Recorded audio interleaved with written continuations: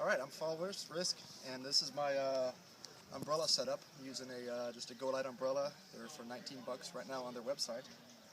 So I've got two little attachment points here in my pack. So as I'm hiking along, I use trekking poles. If it starts raining, I could just reach back,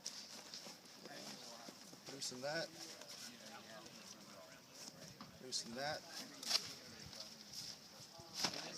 and kind of when I'm using an umbrella normally, you know, it's kind of right here, kind of pressing against my neck. So that's kind of how I like to have it.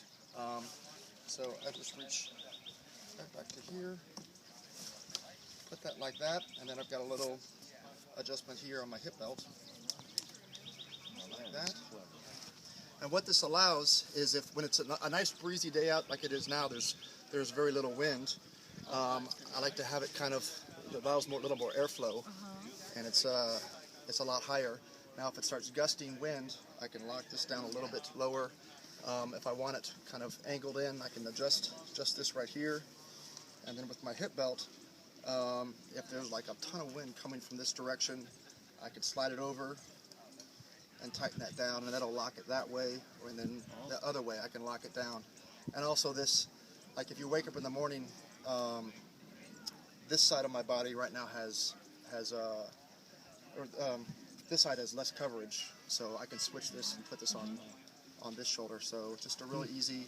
With umbrellas, it takes a little getting used to, and there's a lot of really fine adjustments, and that's kind of why I went with the shock cord and these little adjusters, so you can, if it's too breezy and it's bouncing around and hitting you, you can tighten it down a little bit, or if you're not getting enough visibility.